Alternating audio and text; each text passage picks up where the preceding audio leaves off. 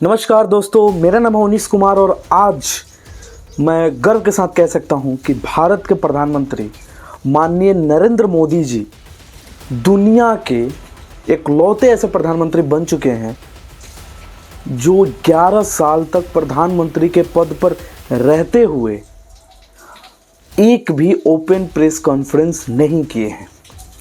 अब ये बात यहाँ बताने वाली क्यों है, क्योंकि प्रधानमंत्री जी के पास 3 घंटे पॉडकास्ट करने का बहुत सारा समय उनके पास है, लेकिन एक प्रेस कॉन्फ्रेंस करने में जहां पे जनता के आम सवाल का आंसर करना हो, वहां पे प्रधानमंत्री जी कभी नहीं करते ऐसा।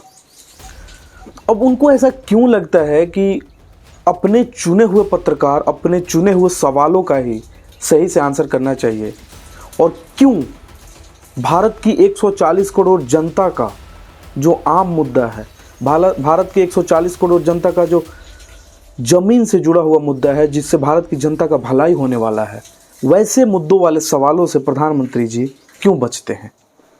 क्या कारण है कि भारत के प्रधानमंत्री इस हद तक जा चुके हैं कि पिछले 11 वर्षों में एक भी ओपन प्रेस कॉन्फ्रेंस नहीं करते हैं जहां पे उनको जनता के ज़मीन से जुड़े हुए सवालों का आंसर करना है? क्या ऐसा कारण है कि वो मणिपुर में नहीं गए? क्या ऐसा कारण है कि ट्रंप से जब वो विजिट करने गए थे अमेरिका, उस समय जब अडानी पे क्वेश्चन किया गया तो अपने निजी मामला बताकर उसको क्यों खारिज कर दिया?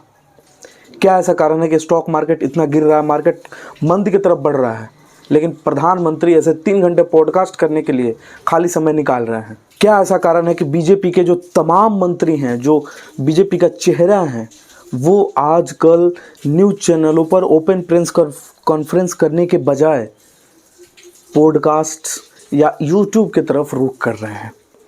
इन सभी सवालों का जवाब हम यहाँ तलाश करेंगे, और इस वीडियो में हम ये भी जानेंगे कि प्रधानमंत्री मोदी जी क्या कारण है कि ऐसे ओपन प्रेस कॉन्फ्रेंस नहीं करते। तो दोस्तों, इस पॉडकास्ट के बारे में मैं थोड़ा सा बताऊंगा, जिसके लिए मैंने ये वीडियो बनाना शुरू किया है। लेक्स फ्रीडमैन करके एक पॉडकास्टर हैं, उन्होंने प्रधानमंत्री जी का 3 घंटे का पॉडकास्ट रिकॉर्ड करके अपने यूट्यूब चैनल पे डाल दिया है। उनके यूट्यूब चैनल का भी नाम लेक्स फ्रीडमैन के नाम से ही है। आप लोग देख सकते हो, वहाँ पे 5 मिलियन के आसपास सब्सक्राइबर भी हैं। 3 घंटे और समथिंग मिनट्स का ये वीडियो है, और इस वीडियो में कहीं भी किसी भी वक्त मुझे ऐसा नहीं लगा कि भारत का प्रधानमंत्री वो पॉडकास्ट दे रहे हैं। ऐसा लग रहा था कि पूरे दुनिया में एक बहुचर्चित दार्शनिक अपने बारे में लोगों को बता रहे हैं ताकि लोग उससे कुछ सीखें। कभी ऐसा नहीं लगा कि भारत का प्रधानमंत्री भारत के लोगों के बारे में बात कर रहे हैं। उस वीडियो में हमेशा हर वाक्य में, हर सेंटेंस में, हर क्वेश्चन का आंसर, हर क्वेश्चन भी मोदी जी से रिलेटेड था। अब मेरे को ऐसा लगता है कि वीडियो बनाने से पहले करीब करीब घंटों बैठक हुई है कि कैसे सवाल किए जाए, क्या ऐसे आंसर दिया जाए कि मोदी जी का छवि विश्व गुरु के रूप में उभरे। इन सभी सवालों का जवाब हमें नहीं मिल पा रहा है कि प्रधानमंत्री मोदी जी ऐसा क्यों कर रहे हैं कि अपने चुनिंदा सवालों के ही आंसर देंगे, चुनिंदा लोगों से ही वो इंटरव्यू करेंगे। कभी किसी एक्टर को बुला लेते हैं, कभी किसी बिजनेसमैन को बुला लेते हैं, कभी किसी पॉडकास्टर को बुला लेते हैं, या कभी किसी चाटुकार गोदी मीडिया के कौवे जैसी शक्ल वाली किसी को बुला लेते हैं जो पूछता है कि आपके बटुए में कितने रुपए हैं, आप जेब में बटुआ रखते हैं कि नहीं, कहाँ से एनर्जी सोर्स आती है, कैसे 18 घंटे काम करते हैं। ऐसे क्वेश्चंस का आंसर प्रधानमंत्री जी बहुत अच्छे तरीके से देते हैं। लेकिन अगर वहीं उनसे पूछ दिया जाए कि स्टॉक मार्केट गिर रहा है, मंदी की तरफ बढ़ रहा है, उसमें आपका क्या कहना है, अडानी पर घोटालों का आरोप लगा, उसमें आपका क्या कहना है, मणिपुर आप क्यों नहीं जा रहे हैं, ऐसे तमाम सवालों के जवाब उनके पास नहीं होते हैं। शायद इसी वजह से ओपन प्रेस कॉन्फ्रेंस वो नहीं करते, डरते हैं प्रधानमंत्री मोदी जी।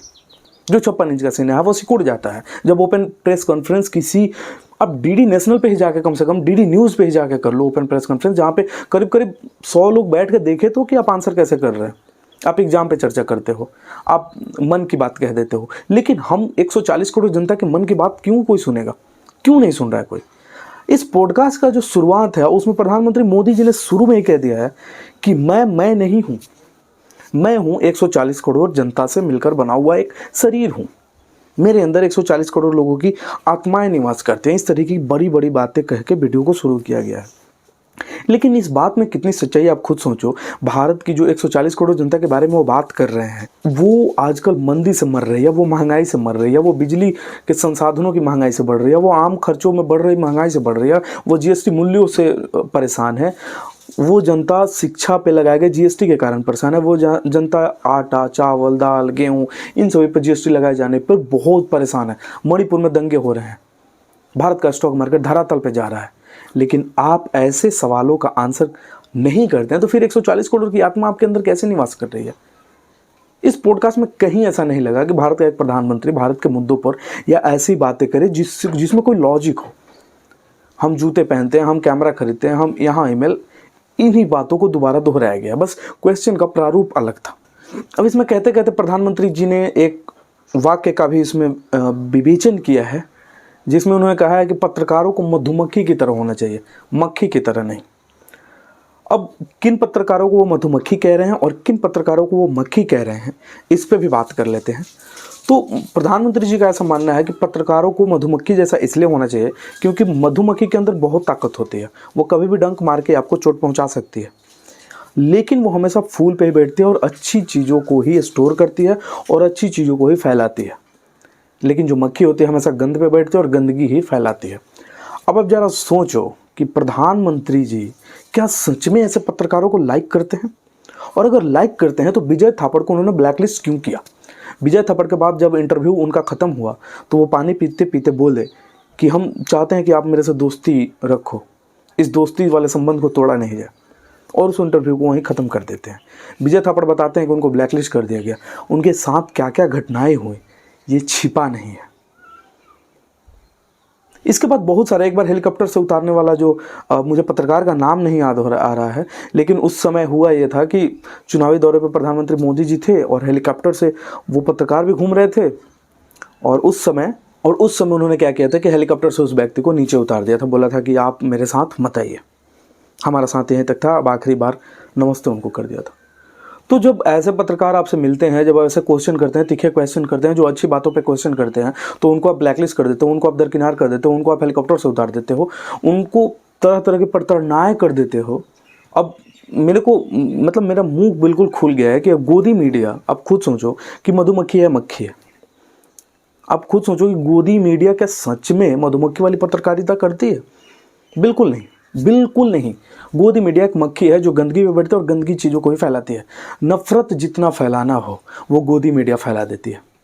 तो ऐसे पत्रकारों को आप इंटरव्यू देते हैं कि बाएं जेब में बटुआ रखते हैं, आम चूस के खाते हैं, इन सभी चीज़ों का सवाल का आंसर आप वहाँ कर देते हैं। लेकिन एक तरफ आप कहते हैं कि 140 करोड़ जनता का आप में आत्मा निवास करता है, और एक तरफ आप उनके परेशानियों को समझ ही नहीं रहे हैं। उनकी जो आम जीवन की जो बेसिक परेशानियाँ हैं उस पर आप बात तक नहीं करते। आप 12 साल मुख्यमंत्री रहे हो गुजरात के, आप 10 से 11 साल से प्रधानमंत्री हो, तीसरी बार आप जीत गए हो, लेकिन कभी आपको ऐसा नहीं लगा कि मैं खुले में बैठूं और लोग अपने अपने सवाल करें, मैं आंसर दूं? कभी नहीं लगा आपको? ये सोचने वाली बात है। और एक पॉडकास्टर के लिए आपके पास 3 घंटे का समय है, 3 घंटे आप किसी डीडी न्यूज़ के स्टूडियो में जाके 100 लोगों के सामने आप ऐसे आंसर कर देते जो बेसिक क्वेश्चंस हैं उस पर।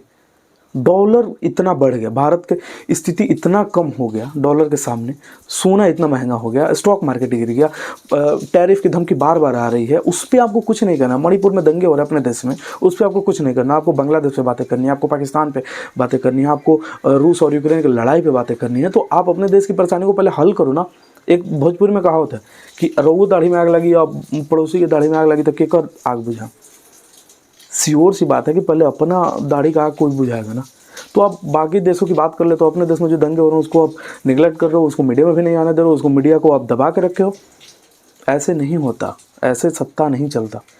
और मेरे को ऐसा लगता है कि 2024 में जो ये चुनाव हुआ उसमें बहुत दिख गया, क्योंकि बीजेपी जो 400 पार वाले नारा लगा रही थी वो तो पूरा फिसड्डी हो गया। और साथ में अब ऐसा ये भी लग रहा है कि अब लोगों को समझ आ गया है कि गोदी मीडिया बिल्कुल ख़राब चीज़ें दिखा रही है, बिल्कुल झूठ की तरफ बढ़ रही है।